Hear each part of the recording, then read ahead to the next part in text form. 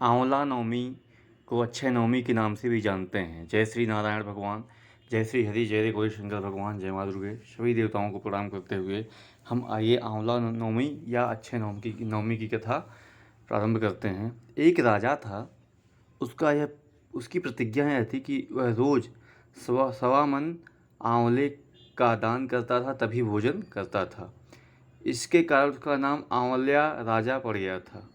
एक दिन उसके बेटे बहू ने सोचा कि राजा इतने सारे आंवले रोज़ दान करते हैं, इस प्रकार तो एक दिन सारा खजाना खाली हो जाएगा।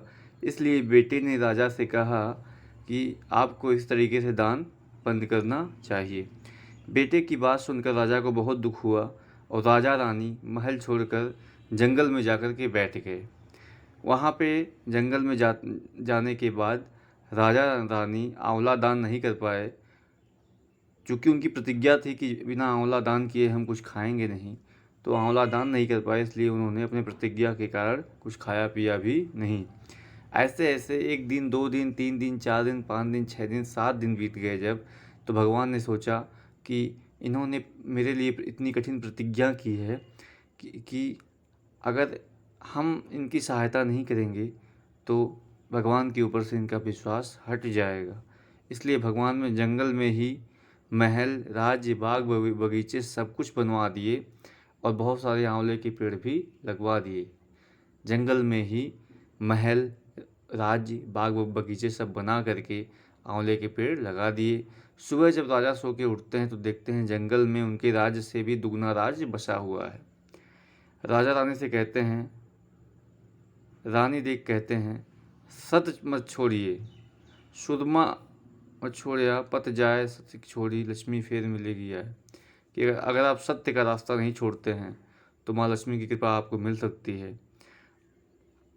और बड़े प्रसन्न होते हैं और कहते हैं रानी से, आइए नहा स्नान ध्यान करके भगवान का पूजा पाठ करके हम आंवले का दान करें, तत्पश्चात हम लोग भोजन करेंगे। राजा रानी ने आंवले का दान करके भोजन किया और खुशी खुशी जंगल में रहने लगे। इधर माता पिता और आंवला देवता का अपमान करने से उनके बहू बेटे के बुरे दिन आ गए। राज्य को दुश्मनों ने छीन लिया। वे दाने दाने को मोहताज हुए। काम ढूंढते हुए वे पिताजी के राज्य में पहुंच गए। उनके हालात इतने बिगड़े हुए थे, पिताजी ने उन्हें बिना पहचाने ही काम पर रख लिया। बेटे बहू सोच भी नहीं सकते थे कि उनके माता पिता इतने बड़े राज्य के मालिक भी हो सकते हैं, इसलिए उन्होंने भी अपने माता पिता को नहीं पहचाना। एक दिन की बात है, बहू ने सास के बाल गूंथते समय उनकी पीठ पर एक मस्सा देखा। उसे यह सोचकर रोना आने लगा कि ऐसा ही मस्सा मेरी सास के भी था। हमने यह सोचकर उन्हें आंवले का दान करने से रोका था कि हमारा धन ही नष्ट हो गया। आज पता नहीं वे लोग कहाँ होंगे। यह सोचकर बहू को रोने लगी। रानी ने पूछा, आप तुम रो क्यों नहीं रही हो? उसने बताया कि आपकी पीठ की जैसा ही मस्सा जो है मेरी सास की भी पीठ पर था। हमने उन्हें आंवले का दान करने से रोका था, इसी वजह से हम लोगों का सब कुछ सर्वनाश हो गया और हम लोग यहाँ भटक रहे हैं। रानी ने उन्हें पहचान लिया, सारा हाल चाल पूछा, अपना हाल चाल बताया। बहू बेटे को समझाया कि दान करने से कभी धन नहीं कम होता है बल्कि बढ़ता है। बेटे बहू भी अब सुख से राजा रानी के साथ रहने लगे। हे भगवान, जैसा राजा रानी का सत्य रखा वैसे ही सबका धर्म रखिए, सत्य रखिए। कहते कहते सारे परिवार का सुख रखना। तो बोलिए आंवला भगवान की जय, श्री लक्ष्मीनारायण भगवान की जय। अक्षय नवमी महोत्सव की आपको बहुत बहुत शुभकामनाएं।